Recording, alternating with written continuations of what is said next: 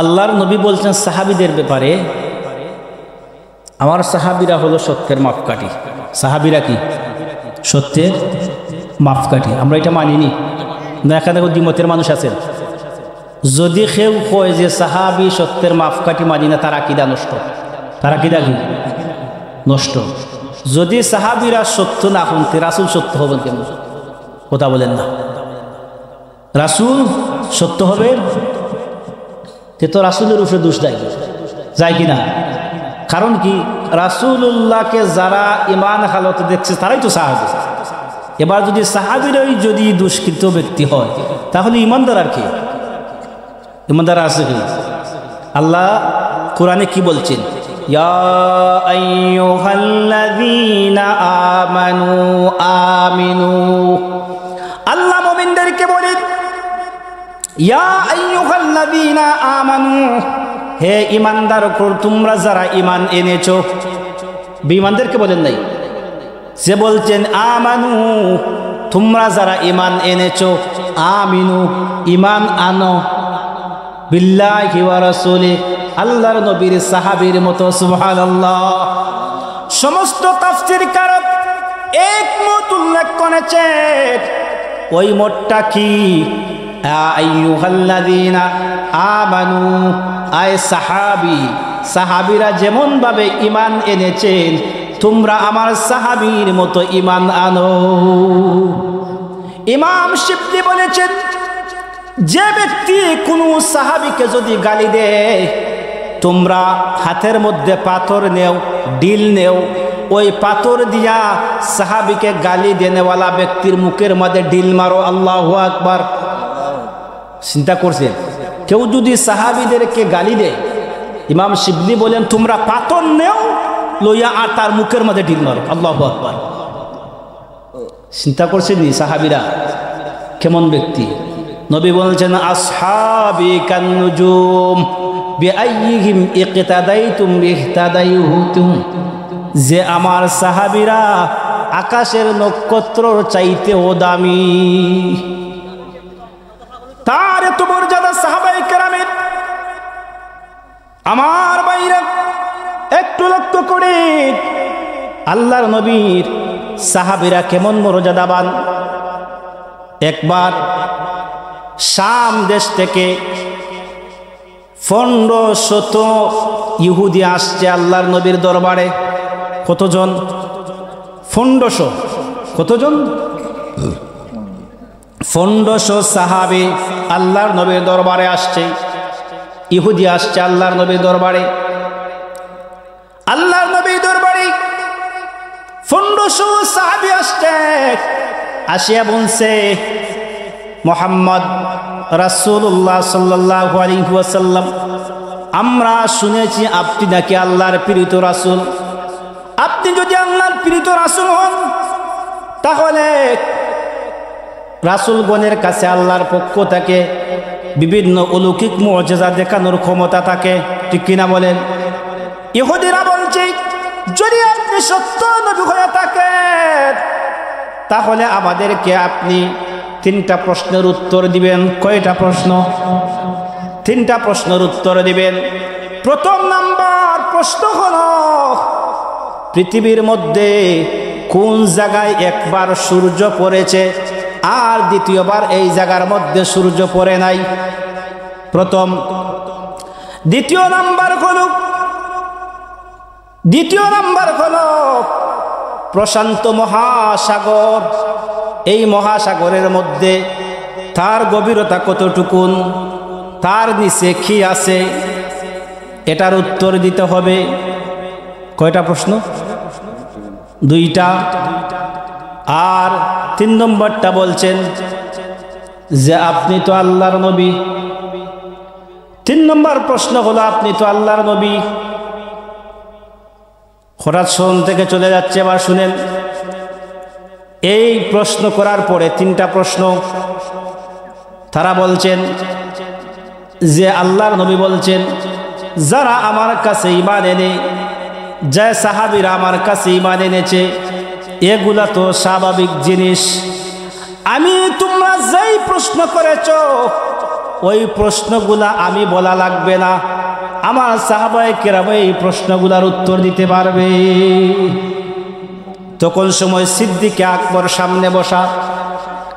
সিদ্দিক আকবর প্রশান্ত মহাসাগর কোথায় আছে?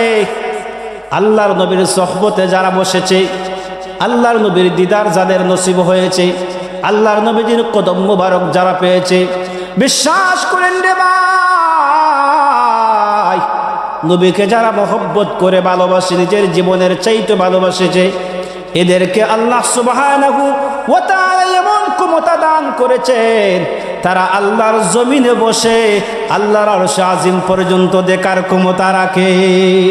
ঠিক কিনা বলেন? যখন ওই 1500 ইহুদি আল্লাহর নবীকে প্রশ্ন করার পরে আল্লাহর নবী সিদ্দিক আকবরকে বললেন, তুমি প্রশ্নের উত্তর দাও। আল্লাহর নবী সিদ্দিক আকবরকে বললেন, বলার সময় দোয়া করলেন, মাথার মধ্যে হাত রাখলেন। সিদ্দিক আকবরের হাত রাখার পরে সিদ্দিক আকবর বললেন যে পৃথিবীর মধ্যে ওই জায়গায় সূর্য একবার পড়েছে যেই জায়গায় হযরতে মূসা আলাইহিস সালাতু ওয়াস সালাম নীল নদী পার হয়েছিলেন, আর দুই দিকের পানি দুই দিকে চলে গেছে, আর মাঝখানের মধ্যে যেই জায়গা শুকিয়েছিল ওই জায়গার মধ্যে একবার শুকিয়েছে, সূর্যের কিরণ লাগছে, কিয়ামত পর্যন্ত ওই জায়গায় আর দ্বিতীয়বার সূর্যের আলো লাগবে না। সুবহানাল্লাহ। ইহুদিরা অবাক হয়ে গেছে। এবার দ্বিতীয় নাম্বার প্রশ্ন, আল্লাহর নবী সিদ্দিক আকবরের মাথার মধ্যে হাত রাখলেন আর বললেন, সিদ্দিক আকবর আমার হাতের তালুর দিকে তাকাও। সুবহানাল্লাহ। কোথায়? আল্লাহর রাসূলের হাত মুবারকের মধ্যে আমার হাতের তালুর দিকে তাকাও।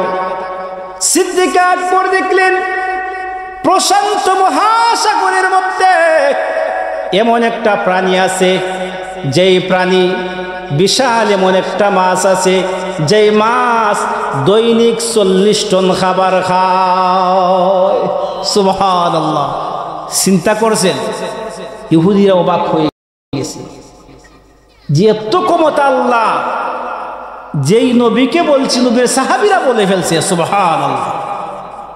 নবীর ক্ষমতা কতটুকু? অবশ্যই উনি সত্য নবী। চিন্তা করছেন না আপনি যে 40 টন খাবার খায় একটা মাছে দৈনিক, তার রিজিক তো আল্লাহ দেয় কিনা?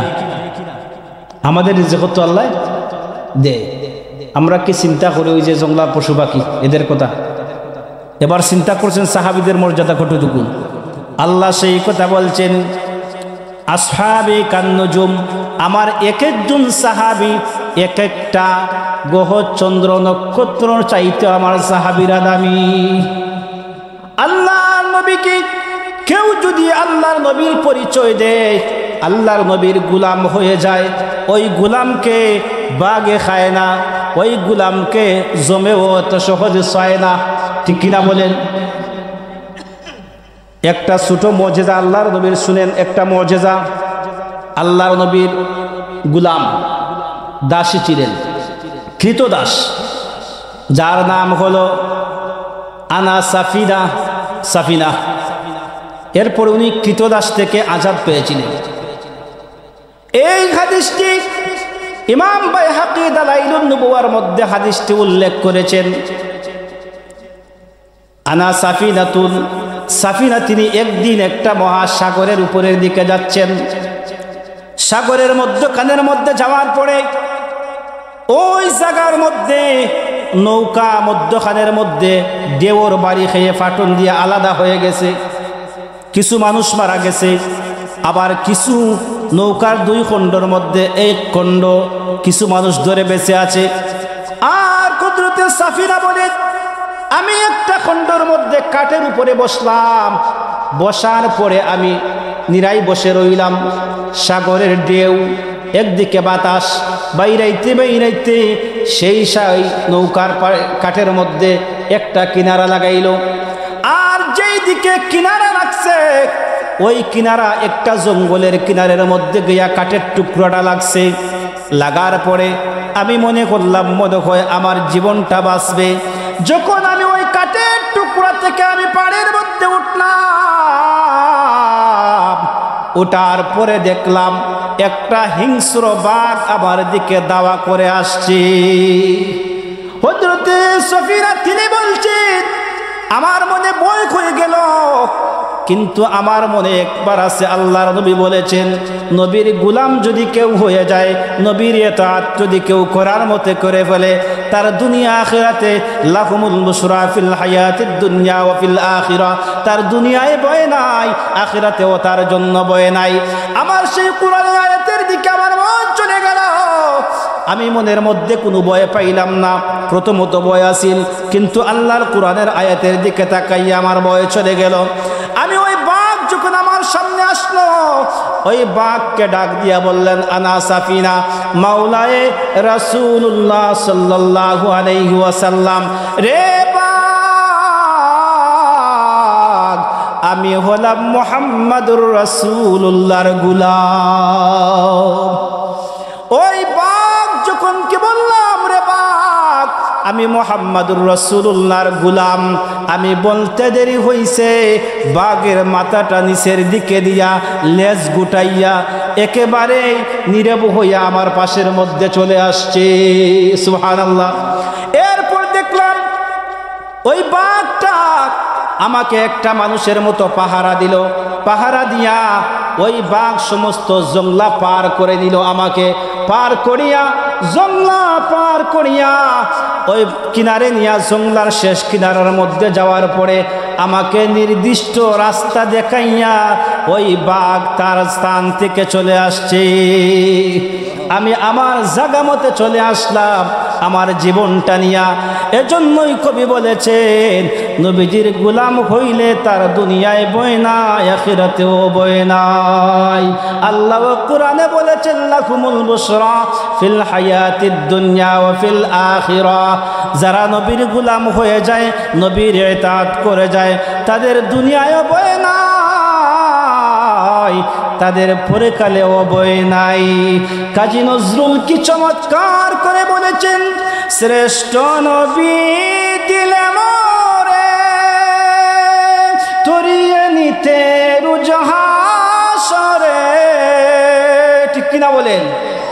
শ্রেষ্ঠ নবী দিলে মোরে তরিয়ে নিতে রুজহাসরে, পতনা বলি তাই তো দিলে, পতনা বলি তাই তো দিলে, পাক কুরআনের বাণী খুদা তোমার মেহেরবানি। সবাই বলেন না, খুদা তোমার মেহেরবানি। এই সুন্দর ফুল, এই সুন্দর ফল, মিঠা নদীর পানি, খুদা তোমার মেহেরবানি, খুদা তোমার মেহেরবানি।